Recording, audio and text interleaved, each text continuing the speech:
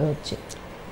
CKD basically আমরা যখন দেখছি সিকেডি মানে ক্রনিক মানে হচ্ছে তার ক্রনিক মানে হচ্ছে যে দীর্ঘদিনের সমস্যা, একদিনের সমস্যা নয়, দীর্ঘদিনের সমস্যা। তো এর উৎপত্তি হওয়ার কারণ হচ্ছে কিছু রোগ এমন রয়েছে যারা কিন্তু আমাদের শরীরে যখন চলে আসে তারা কিন্তু তাড়াতাড়ি যেতে না যায় না, বা আমরা ঠিকঠাক সেরকম নিজেকে সুস্থ করতে পারছি না সেই রোগ থেকে।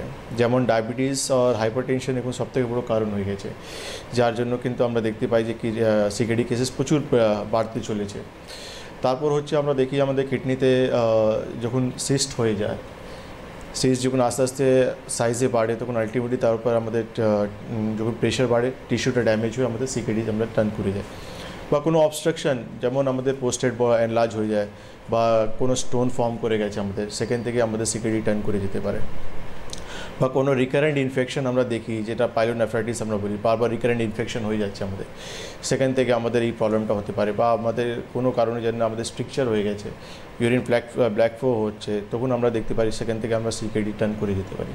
বা টিউমার হয়ে গেছে, তার জন্য আমাদের কিন্তু সিকেডি আমরা টার্ন করে যেতে পারি। তো বা যারা over the counter pain killer খেয়ে যাচ্ছে, এনএসএআইডি ওষুধ খেয়ে যাচ্ছে, লাগাতার খেয়ে যাচ্ছে, তারা কিন্তু এই সিকেডি থেকে আক্রান্ত হয়ে যেতে পারে।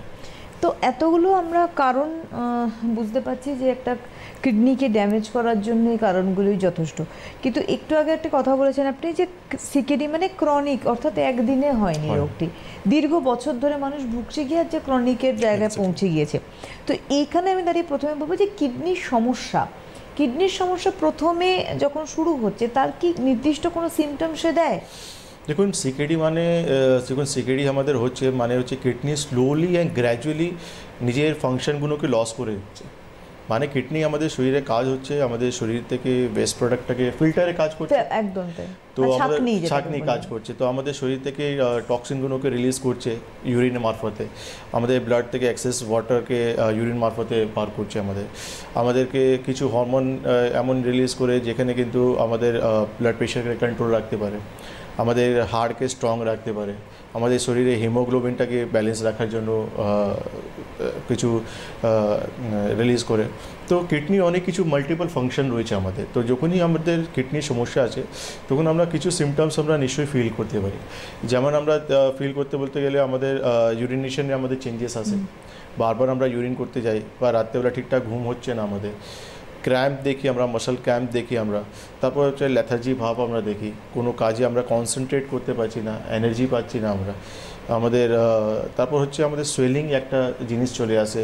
কেন কি আলটিমেটলি আমাদের শরীরে যখন ফ্লুইডগুলো স্টে করছে, মানে এক্সট্রা ফ্লুইডগুলো আমাদের শরীর থেকে বেরোতে পারছে না, তো ফ্লুইডগুলো আমাদের আলটিমেটলি ডিপেন্ডেন্ট পার্টে জমা হতে আরম্ভ করছে। তো আমরা পায়ে আমরা দেখি সোয়েলিং হচ্ছে আমাদের, বা মুখে আমরা দেখি পফি ফেস হয়ে যাচ্ছে, আইলিড আমাদের হয়ে যাচ্ছে, বা হাত আমাদের সোয়েলিং হচ্ছে।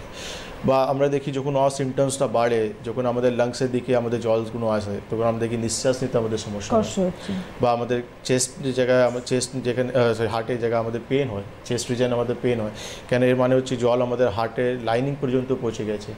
তো সিমটমস যে স্টার্টিং হয় প্রাইমারি স্টেজে, যেখান থেকে পা ফুলে যাচ্ছে, মুখ ফুলে যাচ্ছে, বা রাত্রেবেলা বারবার ইউরিনের জন্য উঠতে হচ্ছে, বা ফ্রদি ইউরিন হচ্ছে, আমাদের কনসেন্ট্রেট করতে পারছি না, মাসল ক্র্যাম্প হচ্ছে। তো এইসব প্রাইমারি আমরা সিমটমস দেখে ইনভেস্টিগেশন করলাম, ইউরিন আরই আমরা করলাম, ইউরিয়া ক্রিয়েটিন চেক করলাম, এসিআর আমরা চেক করলাম যে অ্যালবুমিন ক্রিয়েটিনাইন রেশিও কত রয়েছে, বা জিএফআর রেট আমরা চেক করলাম। তাতে আমাদের ধরা পড়ে গেল যে হ্যাঁ, আমি একটা কিডনি পেশেন্ট রয়েছে। এবার আস্তে আস্তে যখন সিমটমস বাড়বে তখন আর ইনভেস্টিগেশন করলে আর কনফার্মেশন হয়ে যায়। একটা বিষয় আমরা দেখেছি সবসময় যখনই কিডনির সমস্যা ধরা পড়ে, প্রথমত হচ্ছে যে আমরা সিভিয়ার কোনো সমস্যার মধ্যে পড়লে প্রথমত ইগনোর করতে থাকি, তারপরে গিয়ে আমরা বুঝি যে এরকম সমস্যা। ইউরিনাল মানে অনেক সময় আমরা দেখেছি যে ইউটিআই সমস্যা লাগাতার মহিলাদের ক্ষেত্রে, যেটা আমরা দেখে থাকি, পুরুষদের ক্ষেত্রেও হয়, মহিলাদের ক্ষেত্রে বেশি কন্টিনিউ হচ্ছে।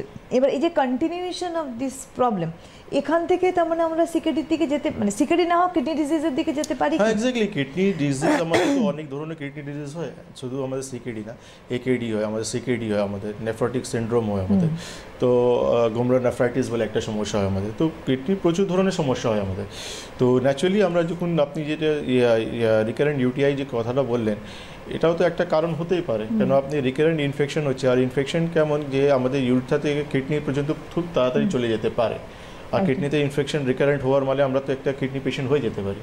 তো এই জন্য আমরা যখনই ইনফেকশন দেখছি তাড়াতাড়ি তাকে মানে ঠিক করতে হবে, আমাদেরকে প্রিকশন নিতে হবে, আমাদের প্রিভেনশন করতে হবে, প্রপার ম্যানেজমেন্টে তাকে পুরোপুরি ঠিক করতে হবে, নাহলে আলটিমেটলি আমরা টার্ন করে যেতে পারি ওখানে অব্দি। আমি